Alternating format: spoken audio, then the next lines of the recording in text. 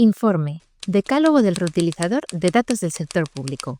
Entrevista a Carlos Iglesias, autor del informe.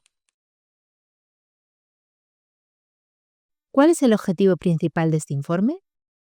Este informe yo creo que es un poco una vía, ¿no? La estrella polar que te puede guiar en este mundo de los datos, sobre todo para gente que está un poco en los comienzos o que no es un mundo natural, ¿no? Porque al final los datos se están convirtiendo en algo transversal, ¿no? Es en algo que es necesario prácticamente, sobre todo con estas nuevas herramientas que tenemos hoy en día, que va a ser necesario pues prácticamente para cualquier sector o para cualquier profesión, ¿no? Entonces es un poco algo que hemos creado para ayudar. A veces tenemos el problema también hoy en día de que nunca fue tan fácil obtener información sobre algo, pero también tenemos el problema de la sobreinformación, ¿no? Y a veces es fácil perderse cuando entras en un mundo nuevo.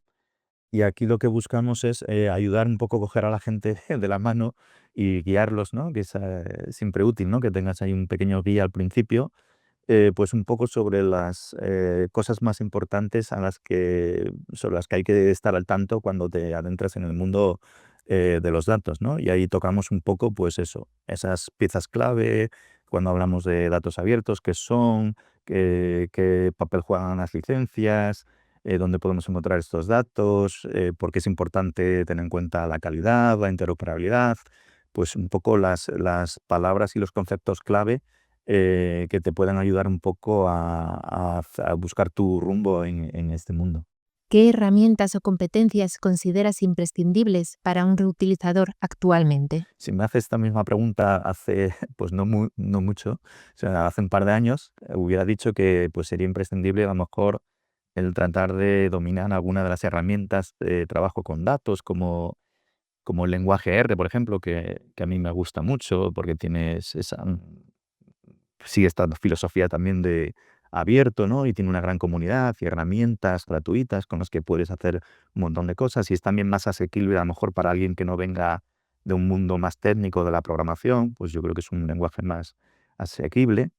Pero hoy en día tenemos también pues todas estas herramientas que proceden de la inteligencia artificial y que pueden hacer un montón de ese análisis por nosotros, ¿no? Y nos pueden, digamos, a lo mejor no eliminar, pero sí reducir mucho esa barrera técnica de entrada de herramientas, ¿no? Entonces es un momento muy interesante en ese aspecto.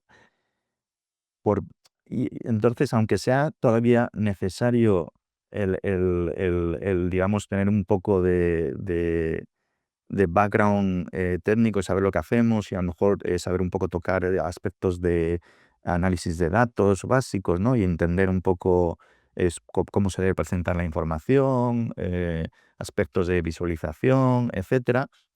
Yo creo que esta transformación que tenemos ahora mismo precisamente lo que hace es que sean cada vez más valiosos no tanto los conocimientos técnicos, que todavía tienen su valor, sino a lo mejor otros aspectos más como de en torno al pensamiento crítico, por ejemplo, ¿no? Y saber hacer un poco las preguntas adecuadas, el tener un poco también una responsabilidad ética, ¿no? De saber que tienes también el poder, podríamos decir, con los datos, pues guiar por las opiniones, crear sesgos, etcétera. Entonces, hacer un uso responsable de todo este poder que tienes a través de los datos. Yo creo que ese tipo de capacidades menos técnicas y más sociales, críticas, o no sé muy bien cómo llamarlo en este momento, son las que van a ser cada vez más relevantes también en un futuro próximo. ¿Quieres saber más sobre este tema?